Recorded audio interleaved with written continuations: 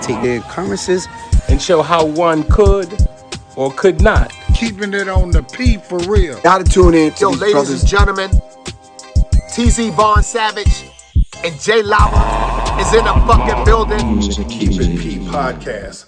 B1 to you players. Y'all tune in to their podcast here. B1 to the family. This is Kendra Blackwood with Hold the Mayo, the segment where I bust down and expose the lies in these here articles. But before I get started, please subscribe to my YouTube channel, the Hot Lava Music TV YouTube channel, Von Savage Media YouTube channel, and all the channels on the network.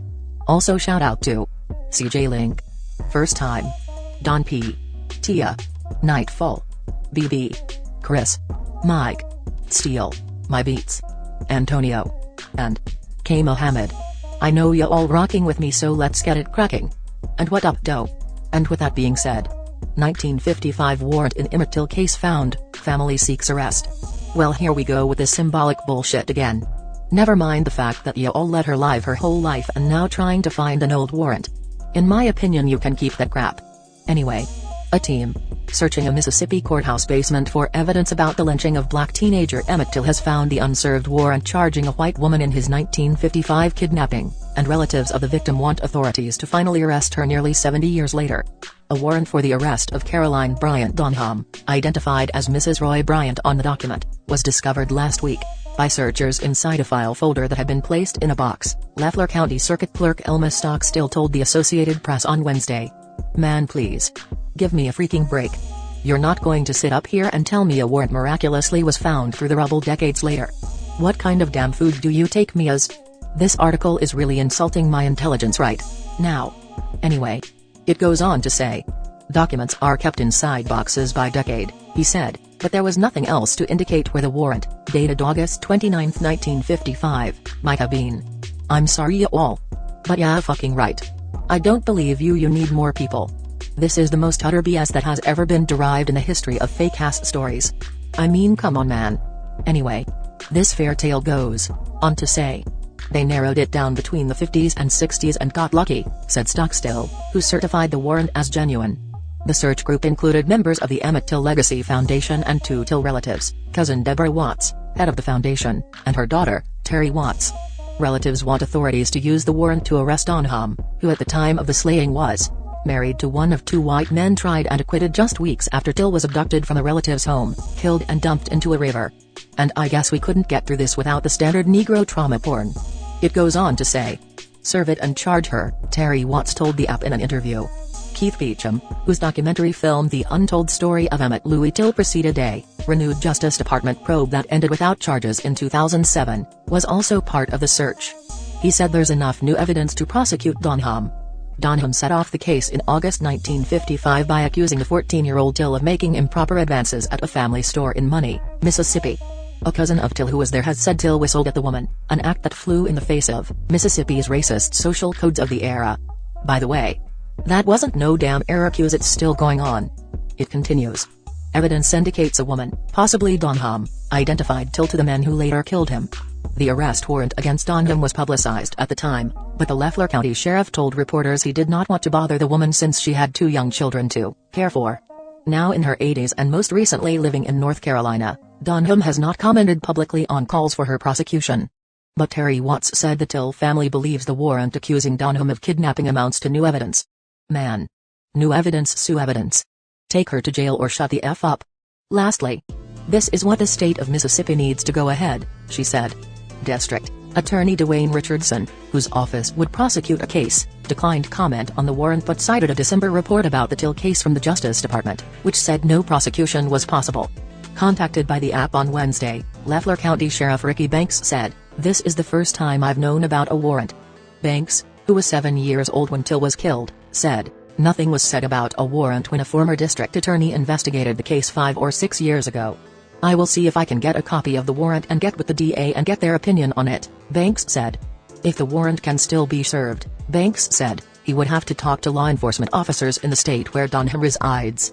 Arrest warrants can go stale due to the passage of time and changing circumstances, and one from 1955 almost certainly wouldn't pass muster before a court, even if a sheriff agreed to serve it, said Ronald J. Reichluck, a law professor at the University of Mississippi. But combined with any new evidence, the original arrest warrant absolutely could be an important stepping stone toward establishing probable cause for a new prosecution.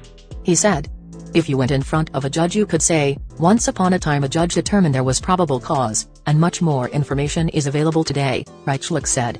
Well, isn't that convenient? You don't say?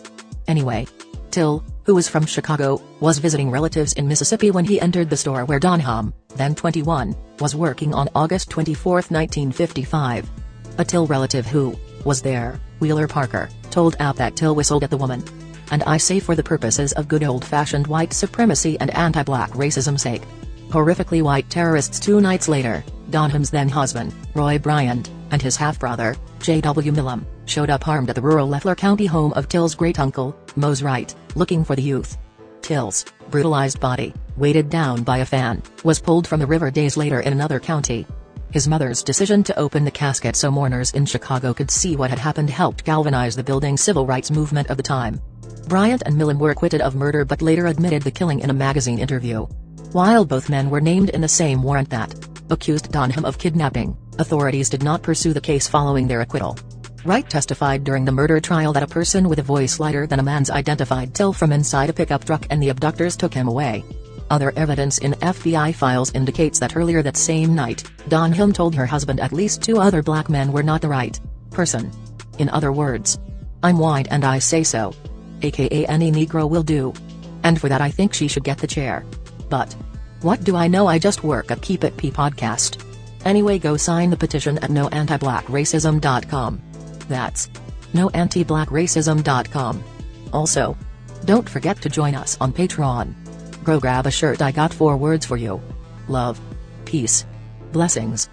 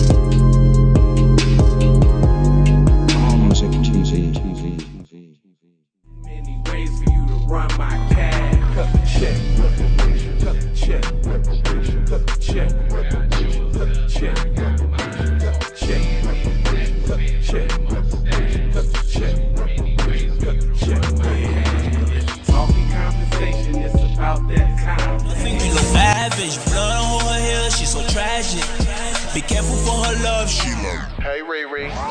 Hey Rihanna, hey girl, how you doing? I'm into you like Trump's in the pudding. I know that might sound a little confused.